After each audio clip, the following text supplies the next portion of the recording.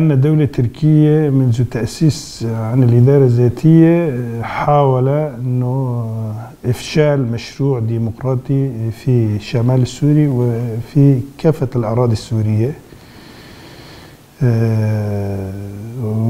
لهذا أنه بدأ تقوم بتهديد الإدارة الذاتية، بينما الروس كانوا متواطئين. نحن كإدارة ذاتية أنه كان الروس متواطئة مع تركيا من أجل مصالحهم وليست من أجل مصلحة السورية كجغرافيا وكشعوب. في الآونة الأخيرة أنه تم لقاء بين وزير الدفاع التركي ووزير الدفاع السوري.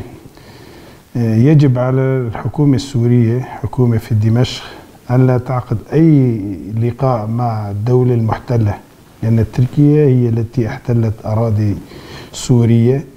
أي لقاء مع الدولة التركية يجب أن يتم بعد احتلال، بعد إنهاء الاحتلال التركي لمناطق السورية كعفرين وإدلب وتل أبيض ورأس العين. نفسر هذه الاجتماعات من أجل المصالح الدولية، وليس هناك أي مصلحة للشعب السوري في هذه اللقاءات.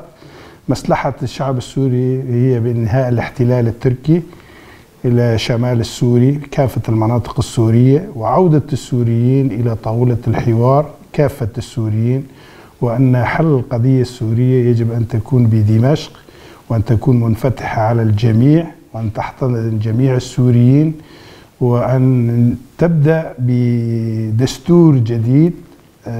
بهذا الدستور يجب أن تكون هناك جميع مكونات الشعب السوري لهم حقوق مصانة وفق الدستور الجديد، وإجراء انتخابات وفق قرارات الأمم المتحدة 2254. هذا هو الحل الوحيد لحل القضية السورية. بينما أنه حل القضية السورية على أساس أنه المقايضات، أو على أساس أنه سياسة بعض الدول يقايضوا منطقة بمنطقة، أو مصلحة الدولة بمكان آخر بمقايضتها مع مصلحتهم في سوريا، هذا لا تجدي حل القضية السورية. وروسيا خاصة في آونة الأخيرة بعد حرب الذي حدث بين أوكرانيا وروسيا، روسيا تحاول أنه إيجاد حل بشكل مؤقت على حساب الشعب السوري لمصلحة تركيا أو لمصلحة النظام، بعيدا عن مصلحة الشعب السوري.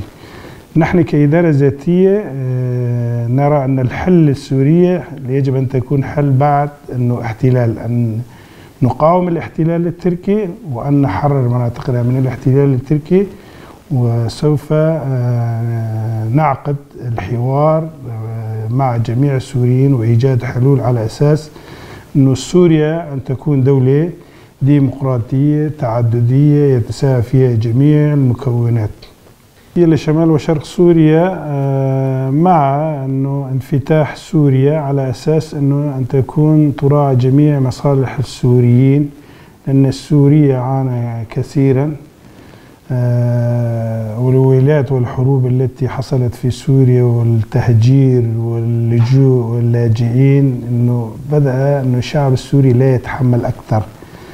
لذا على الدول العربية والدول الإقليمية أن يساعد على السوريين، يساعد مع الحكومة السورية من أجل إيجاد حل للسوريين، وليس من أجل إيجاد أنه بقاء النظام بدون إيجاد حل، أو من أجل إيجاد حل واقعي لكافة سوريا. لأن هناك بعض الدول يحاول عودة سوريا إلى حضن جامعة عربية، وعلى الدول العربية أن يدركوا جميعا بأن السوريين عانوا كثيرا، دمر مدنهم وتشرد أكثر من نصف السكان السورية. لهذا على الدول أن يسألوا الأسباب التي حلت بسوريا، أن يعالجوا الأسباب، وليست فقط أنه والله عقد لقاء بين الرئيس أو وزير خارجية بين دولة فلانية أو دولة عربية، لأن القضية السورية قضية مهمة، قضية سياسية، قضية إنسانية، قضية اجتماعية، قضية تاريخية. لهذا على الدول التي ترغب بإيجاد حل لسوريا يجب أن تبحث عن حل سياسي للسوريين، وليس حل شكلي أو بين أنه حسب مصالحهم الشخصية. أثناء الوضع الطبيعي أيضا، ولكن هؤلاء دائما أنه يربط الأمور السياسية حتى بمصالحهم الشخصية. كما أيضا أثناء الحدوث الزلزال وقت ليس كانت متأخرا بدأت الطائرات المسيرة للدولة التركية بقصف السيارات المدنيين في شاهبة، في حلب، في كوباني، في قومشلي. يعني هذا يدل على أن الدولة التركية هي دولة تمارس الإجرام، خاصة بحق شعوبنا وبحق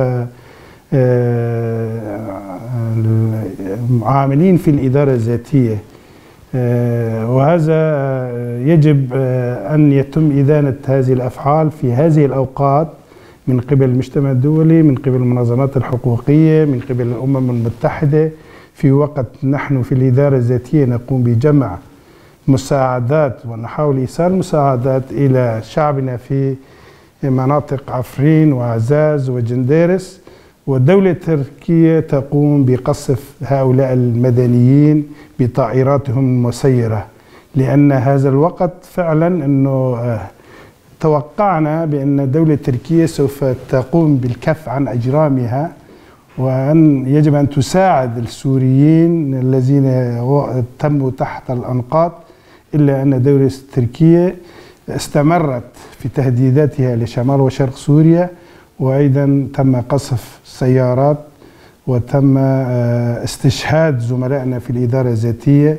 نحن في الإدارة الذاتية ندين بأشد العبارات تصرفات الحكومة التركية اتجاه الإدارة الذاتية، ونطالب المجتمع الدولي بتحقيق ما يجري في مناطق الإدارة الذاتية من قبل الجرائم التي ترتكب من قبل الدولة التركية بحق العاملين في الإدارة الذاتية والإداريين في الإدارة الذاتية.